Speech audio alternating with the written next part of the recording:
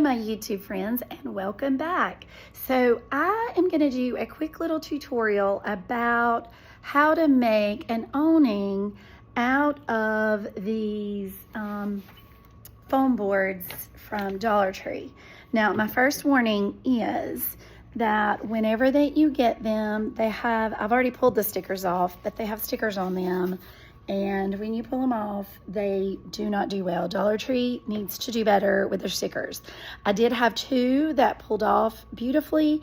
The others kind of pulled back and did not do well. I need my awning to be 50 inches because my pegboards that I'm covering are bigger. If you don't need that, you'll save a step. I have to do a little bit extra because of that. So I'm going to show you the one that I've already completed because I tried to find videos and there were maybe 2 videos. So it was kind of hard to figure out what to do. And I don't have my holder for my phone. So sorry, I'm going to have to do it this way. This is the one that's already finished. Let me stop. So for a 50-inch awning, I had my 30-inch by 20-inch board, and I measured and cut off 10 inches, but save that. That's what you're going to use for the sides. And then this is the 20-inch piece, and then I'm going to attach it to my other 20 by 30-inch piece to make a 50-inch piece. So in order to attach them together, which there might be a lot of different ways that you could do it, if I had glue with me, I would put some glue on it, but it seemed to work fine for the other one. I just took 2 toothpicks and I cut them in half to make 4 pieces. So I used this kind of like rebar, and I pushed it in one side and then poked that into the other to kind of reinforce it. And then I just used the clear packing tape. Make sure that this part is on the ugly side, the side that's going to be facing down. And for me, I knew that this part I didn't want that to be on the outside, so I made that face the underside, and that's the part I'm going to put tape on since that didn't look very pretty.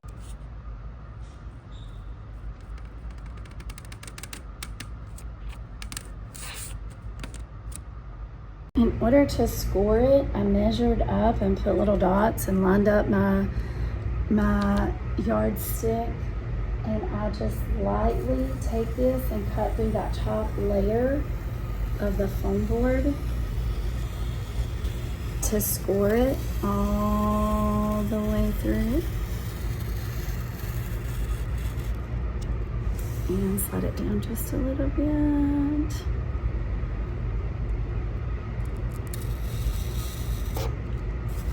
And so that cuts through that top layer of tape, I guess, or paper. And then I just take and crack it a little bit. And then you can see it just folds right. And that'll be either the front or the back, the part that either tapes to the wall or the scalloped on the front.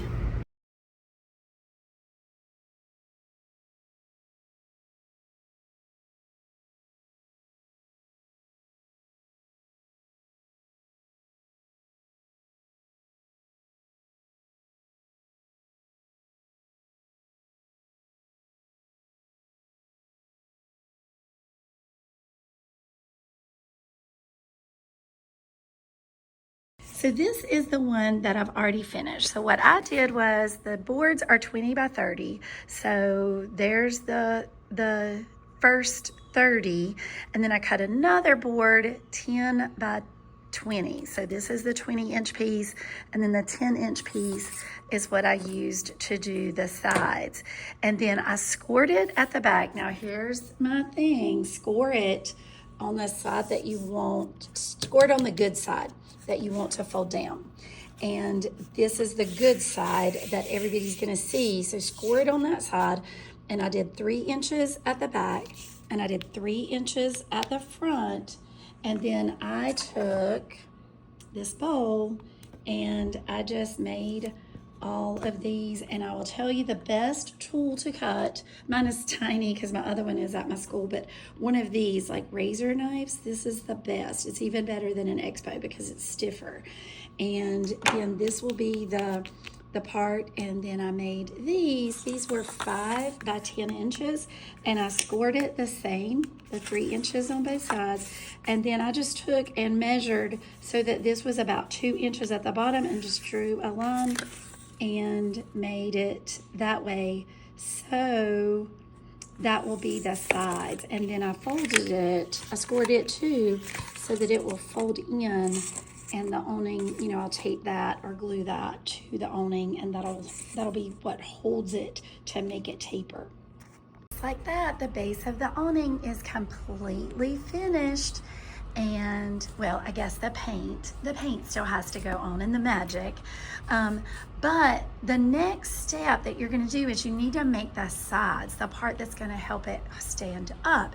So you're going to take that 10 by 20 inch piece, the part that you cut off of the extra, and you're going to cut it in half and make 2 5 by 20 inch pieces. So after you have your 2 5 by 20 inch pieces, you want to score each one of those the 3 inches on each side, because that's what's going to help it to set up against the wall and to set under the awning base. So once it's turned like that, you can see this would go under the scalloped front, and this would go up against the wall part underneath to kind of hold it up. Now, you can leave it like this. You can leave it like a triangle, and your awning would just sit straight out. But what I decided to do, and I'll show you on the other one, what I decided to do was to taper it. So the back part is that full amount, and then it tapers down to the front, and that causes your awning to sit at an angle. So that is it, and then you just attach it together.